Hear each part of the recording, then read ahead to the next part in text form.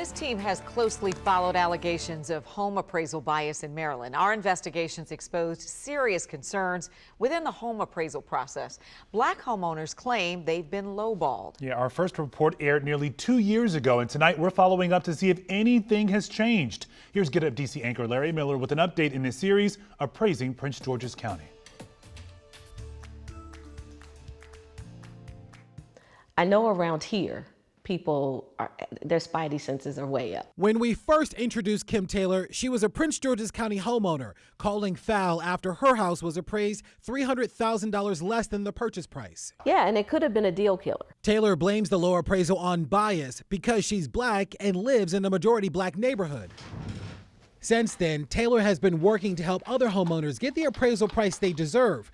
Her fight has even led her to Maryland's General Assembly as a delegate representing District 23. We need to have people in key positions. In the General Assembly, I found that there was a commission, and this particular commission is the State Commission of Real Estate Appraisals, appraisal management companies, and home inspectors. So I thought, wouldn't it be great if we had 2 or 3 or 4 representatives? Many of her constituents are homeowners who told us their houses were also undervalued. She and her neighbors formed the group FUA, Fair and Unbiased Appraisal Advocates.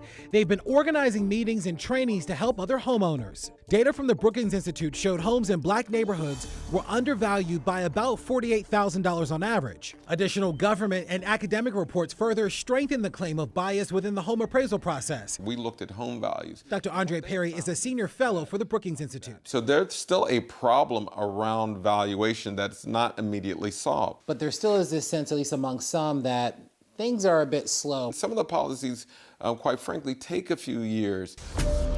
After WUSA 9's initial reporting in November 2021, Maryland Delegate Marvin Holmes co-sponsored a bill creating a task force to investigate home appraisal bias in Maryland.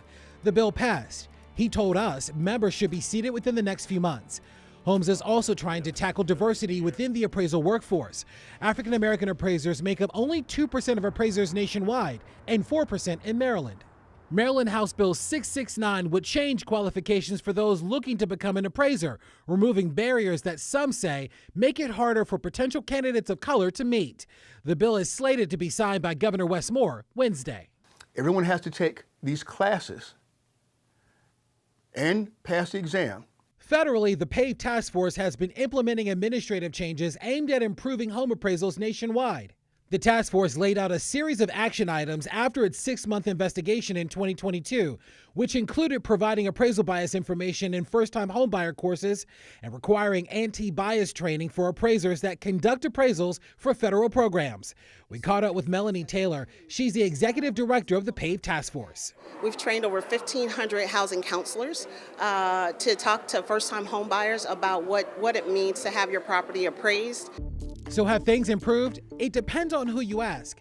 While homeowners are vigilant, policy changes both locally and nationally have yet to be fully implemented, making the journey to equity one that continues to move forward. You're going to see improvements, but it won't come without pain. It won't come without challenge, but the evidence is there. Larry Miller, WUSA 9.